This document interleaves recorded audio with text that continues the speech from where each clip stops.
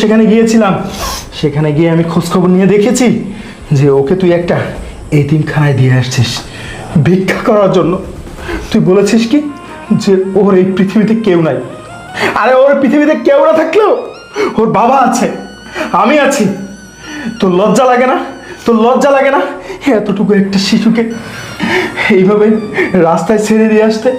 এই তোর লজ্জা লাগে না এসব করতে? তুইও তো একটা মা জাতি, তুইও তো একদিন মা হবি। আজকে তোর সন্তান জন্ম হওয়ার পর তুই যদি মারা যাস, তাহলে তাহলে তোর সন্তান যদি এইভাবে রাস্তা রাস্তায় ভিক্ষা করে মানুষের লাঠি গুঁতো খায়, তাহলে তুই কি সহ্য করতে পারবি? না, কখনোই সহ্য করতে পারবি না। আরে তোমার সন্তান তো সন্তান না, তোমার সন্তান তো সন্তান নামের কলঙ্ক। তাই তোর গর্বের সাথে সাথে ওর মা মরে গেছে। এই, চুপ কর, চুপ কর। শাক দিয়ে মাছ ডাকার চেষ্টা করবি না। অনেক বলেছিস, অনেক করেছিস। আমার সন্তান সন্তান না,